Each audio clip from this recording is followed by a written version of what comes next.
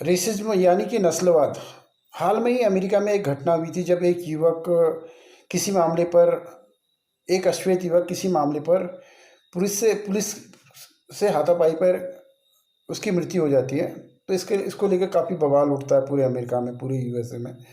काफ़ी बड़े आंदोलन चलते हैं, काफ़ी बड़े एक माहौल बिगड़ता सा दिखाई देता है। ऐसे ही प्रकरण नस्लवाद को लेकर बहुत बार हुए हैं। बहुत सारे खिलाड़ियों को लेकर भी हुआ है ये नस्लवाद। और इसके लिए काफ़ी मुखर भी हुए हैं लोग कि नस्लवाद एक्चुअल में ये श्वेत और अश्वेत का मामला रहा है हमेशा।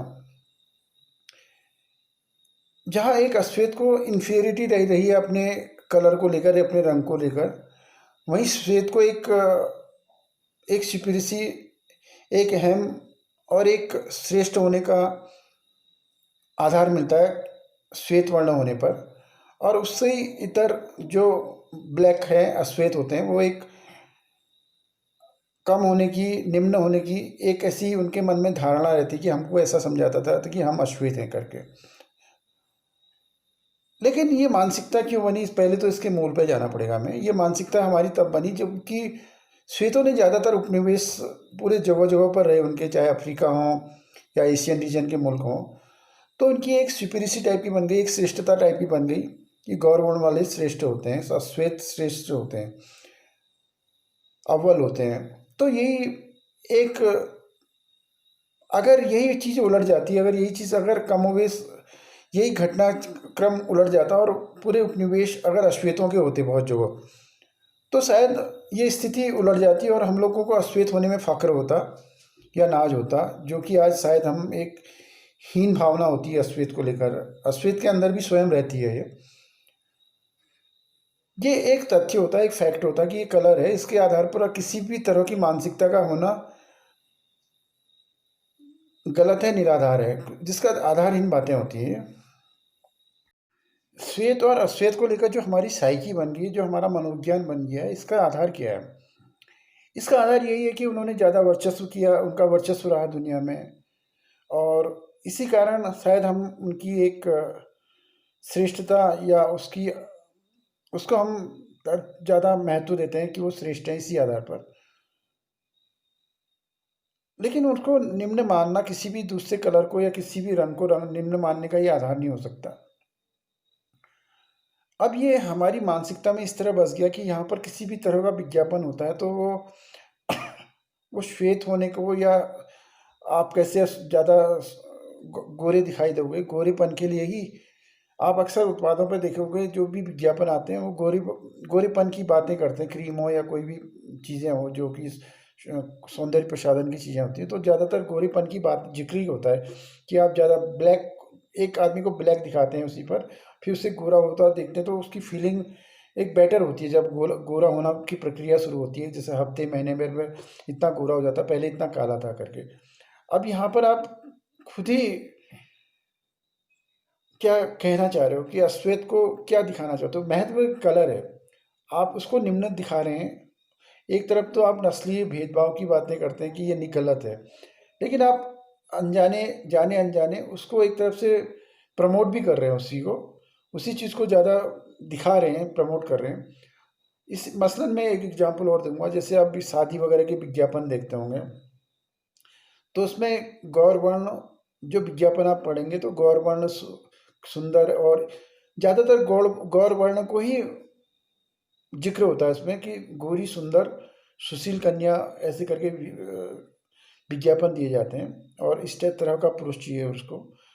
तो ज़्यादातर ज़्यादा बातें तो ये महिलाओं पर ही लागू होती हैं यहाँ पर, हमारे वहाँ पर। लेकिन किसी भी विज्ञापन में आपको काली सुंदर स्त्री का जिक्र नहीं होता। तो ये हमारी मानसिकता किस स्तर पर पहुँच चुकी है, इसको लेकर भी ध्यान देने वाली बात है कि यहाँ पर रंग का तो कोई आधार ही नहीं होता है, और रंग के आधार पर हम लोग अगर किसी चीज़ का भी आकलन करते हैं तो ये बिल्कुल ही गलत है। और ये हमारी सोच को दर्शाता है कि हमारी सोच कितने गहरे तक नीचे आ चुकी है। अगर अश्वेतों के अंदर भी रंग को लेकर इन्फीरियरिटी रहती है या कमतर होने का भाव रहता है, या एक एक हीन भावना रहती है, तो ये भी गलत है। वो खुद ही स्वयं स्वीकार ही कर रहे हैं कि हम लोग कम है करके, क्योंकि हमारा रंग काला है। वो स्वयं स्वयं इस बात को स्वीकार करते हैं। अगर कभी-कभी उन पर नस्लीय टिप्पणी होती है, अगर इसका आधार क्या होता है, कभी-कभी ऐसा होता है कि किसी को कलर के आधार पर उसको उच्चारित क्या करते हैं लोग, तो वो अपना अपमानित सोचते हैं अपने आप को। हो सकता है अब इंटेंशन पर डिपेंड करता है कि किसी व्यक्ति ने उनको खाली फैक्ट के आधार पर इस कहकर पुकारा है, या उसका इंटेंशन क्या था, या उनको निम्न दिखाना चाहता था या नीचा दिखाना चाहता था। अगर नीचा दिखाना चाहता था तो गलत है। अगर फैक्ट के आधार पर कहता है और एक प्यार से या स्नेहवश वो कोई नाम देता है उसको, तो उस पर कोई भी गलत नहीं हो सकता है। लेकिन निश्चित रूप से इस पर इंटेंशन डिपेंड करता है कि उस व्यक्ति का इंटेंशन क्या था।